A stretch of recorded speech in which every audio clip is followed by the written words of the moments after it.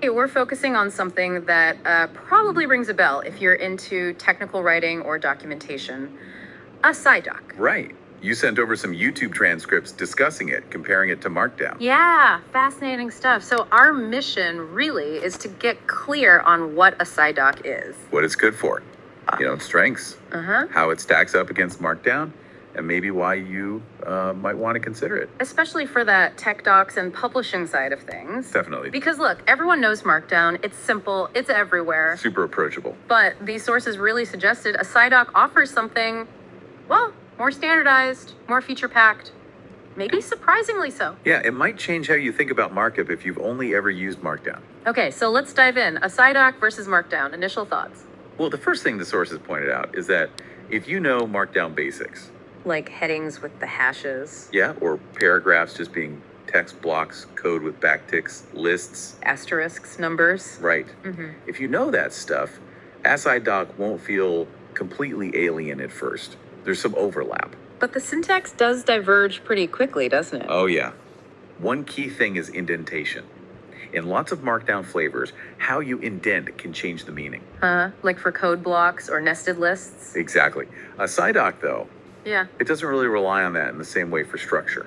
So what does it use instead? It uses specific characters more deliberately, and these plus signs sometimes, to kind of group blocks together. Okay. One source made an analogy to Perl, where every little symbol seems to matter. Suggests is maybe a bit more precise or maybe denser? Could be. Richer syntax, perhaps. But it points to a potential benefit, too. What is The it? single specification. Markdown has all these different flavors, right? Common Mark, GFM. Oh yeah, that can be annoying. Things look different depending on where you view it. Exactly. AsciiDoc aims for one standard. So your document should, in theory, render much more consistently across different tools. That sounds like a huge plus for like serious documentation projects. Absolutely. Consistency is king there. Okay, what about just like basic formatting? Bold, italics? Pretty similar, thankfully. Asterisks for bold and both. And underscores for italics. Underscores for italics, yeah. Same deal. But AsciiDoc quickly adds more options right out of the box. Like what?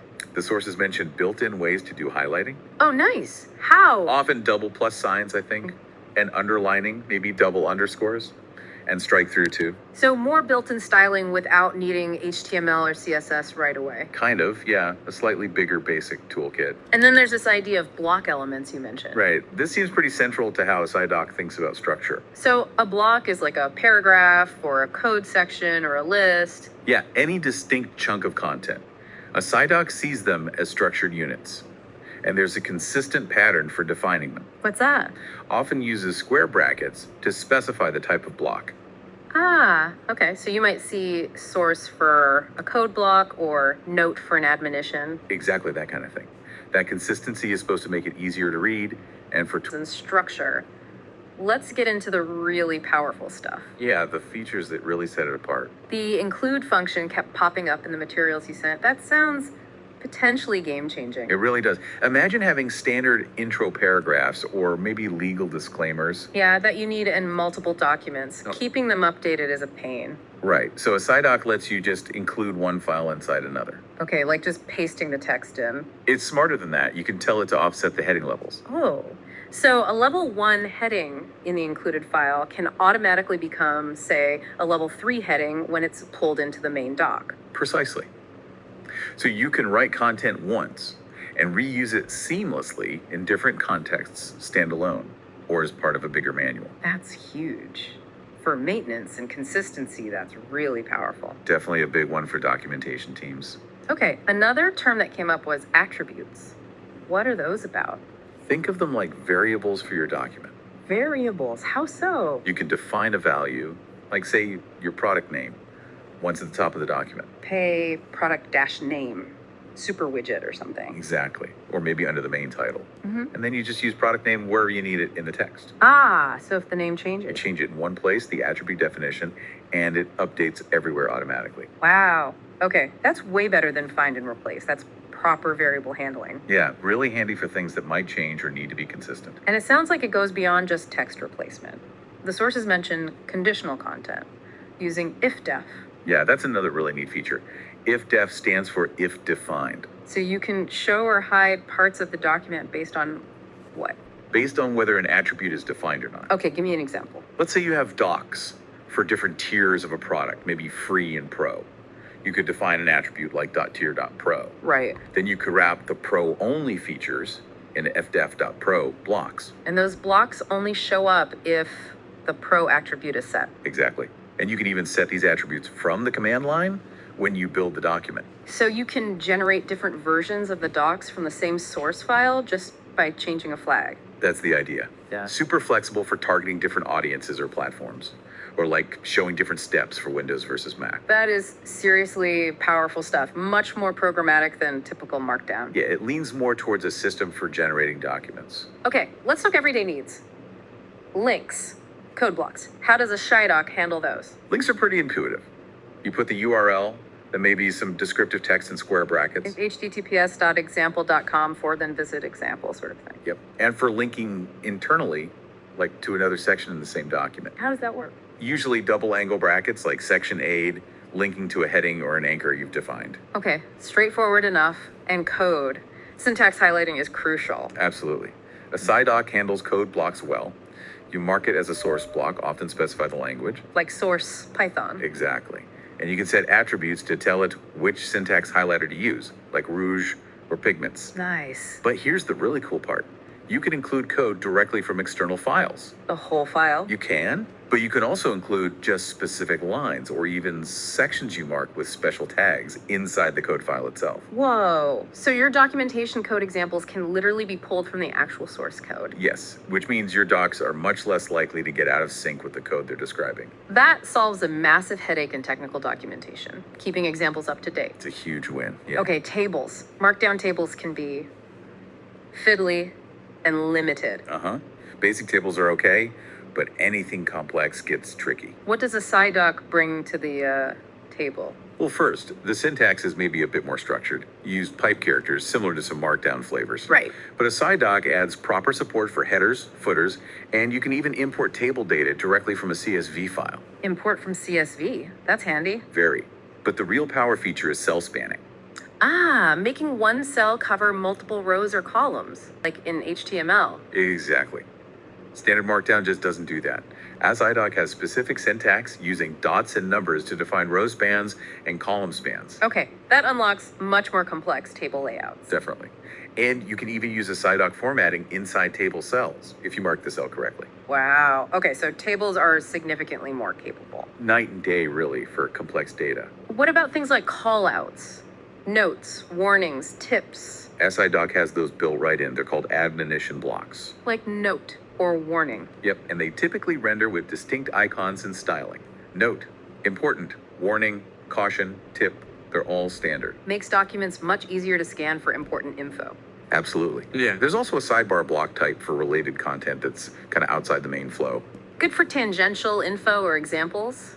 What about lists? Unordered, ordered. Pretty standard stuff there. Hyphens or asterisks for unordered lists. Okay, Numbers followed by a dot for ordered lists. Yeah. Some editors even auto-number them as you type. nice. Any other list types? Yeah, description lists too, where you have a term, then double colons, then the description. Good for glossaries. We got it. And images. Also straightforward, image.filename.png, you can add alt text and dimensions inside the brackets. Image.cat.jpga cute cat with 300. Something like that, yeah. Options for alignment too. Okay, this sounds incredibly comprehensive. What about really advanced stuff? Math, diagrams. Yep, covered.